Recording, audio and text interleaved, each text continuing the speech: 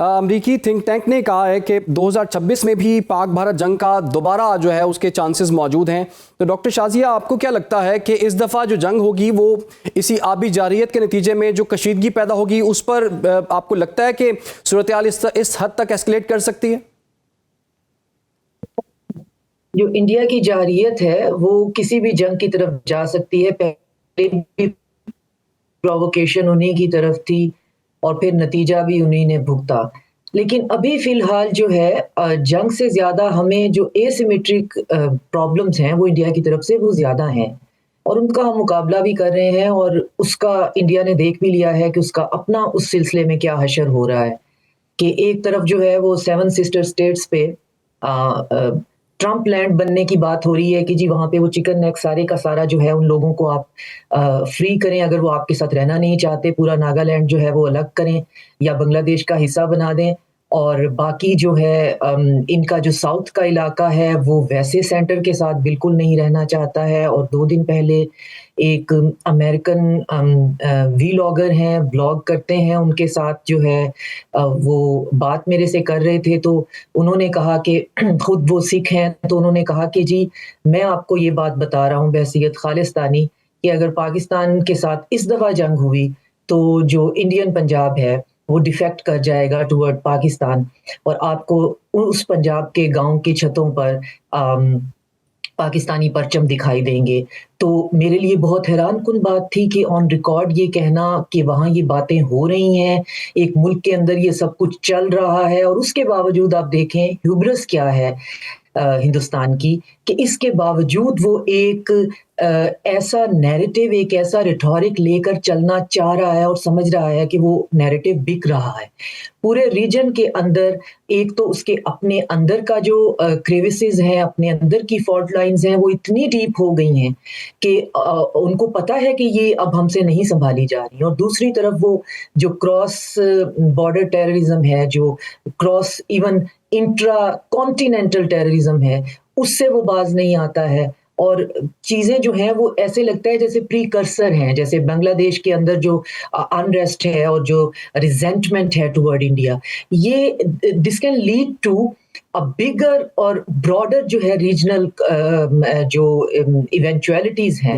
وہ ادھر سے خالصتان کو بھی جو ہے وہ ٹریگر کر سکتا ہے وہاں کے لوگوں کو. آپ یہ بڑی حیران کن بات ہے یہ آن ریکارڈ کہہ دینا کہ جی پنجاب جو ہے وہ ہم باقاعدہ یہ بات کرتے ہیں کہ ہم ہندوستان کے ساتھ رہنا نہیں چاہتے ہیں. یہ معمولی بات نہیں ہے. اس بات کا کر دینا اس بات کا لوگوں کے درمیان ہونا ڈیبیٹ کا حصہ ہونا اور اس پر پھر آپ دیکھیں کہ ایک ہارے ہوئے جو ہے وہ ایک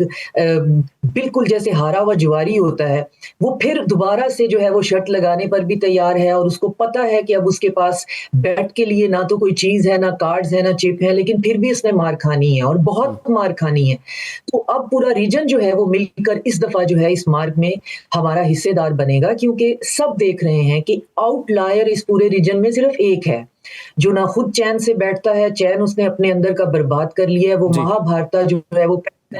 اپنے ملک کے اندر جو ہے وہ اپلائی کرنا چاہتے ہیں اور باقی پورے ریجن کو وہ سمجھتے ہیں کہ شاید ہماری کوئی ہیجمنی ہے. آپ کے پاس کوئی کیپیسٹی نہیں ہے آپ کے پاس کیپیبلٹی نہیں ہے ہیجمونک ہونے کی. بالکل. اچھا ڈاکٹر شازیہ اب کچھ دوسری ہم سرحد کی بات کر لیتے ہیں افغان سرحد کی بات کرتے ہیں. ابھی ریسنٹلی وہاں سے جو بیانات آئے ہیں وہ بڑے حوصلہ افزا ہیں اور آپ کو پتہ ہے کہ وہاں پر علماء اکرام نے بھی فتویٰ دیا ہے. پھر کراچی میں جو ایک بیٹھک ہوئی علماء کی اس میں بھی انہوں نے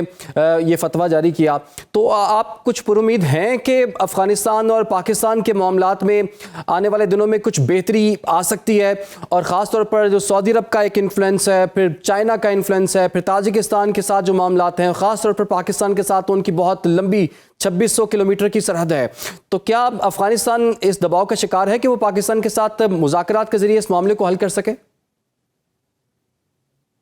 دیکھیں جہاں تک افغانستان کے عالم جی ڈاکٹر شازیہ جی جو افغانستان کے جاہل اور عالم ہیں ان کے بارے میں کیا ہی کہیں. اگر تو وہ وہی ہیں رینٹر ٹیررسٹ تو وہ تو پھر ایک ہی ان کا نیریٹو ہے ان کے بارے میں تو ہم ہوپ فل نہیں ہو سکتے. لیکن جس بات کی طرف آپ اشارہ کر رہے ہیں پاکستان نے یہ جو ان کی طرف سے ریٹوریکلی چینج آ رہا ہے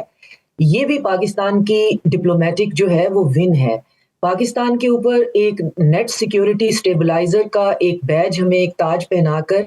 تو یہ ذمہ داری ہم پہ رکھ دی گئی کہ آپ نے یہ دہشت گرد جو ہے ان کا سپل اوور بھی روکنا ہے, ان کو کنٹین بھی کرنا ہے. تو پاکستان نے باقاعدہ تمام ملکوں کو اس بات کے اندر شامل کیا کہ یہ صرف پاکستان کی ذمہ داری نہیں ہے, کیونکہ پاکستان کی اقتصادی ترقی کی راہ میں تو یہ رکاوٹ ہے ہی. اس کے لیے جو ہمارا جانی نقصان ہمارے بچوں کا ہو رہا ہے, مین ان یونیفارم کا, ہمارے بیٹوں کا, وہ بھی ہمارے کندھوں پہ بوجھ ہے. ہم اس کو نظر انداز نہیں کر سکتے کہ وہ اس دہشت گردی کو ختم کرنے کے لیے اور دنیا میں امن قائم کرنے کے لیے اپنی جانیں جو ہیں وہ قربان کر رہے ہیں. تو پھر ریسنٹلی رشیا نے یہ آفر کیا, پھر ایران میں جو ہے لاسٹ ویک آئی تھنک یا 15 دن ہوئے ہیں کہ ایک باقاعدہ ایک میٹنگ ہوئی ہے جس کے اندر ایک ٹاسک فورس بنانے کی بات ہوئی ہے, جس میں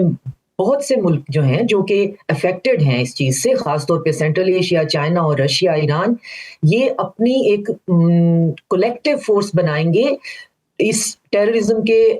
سے خطرے سے لڑنے کے لیے. اس سے ذرا پہلے ہو یہ رہا تھا کہ ایون سینٹرل ایشین سٹیٹس جو ہیں وہ بہت کوزی افغانستان کے ساتھ ہو رہی تھیں, اور ایک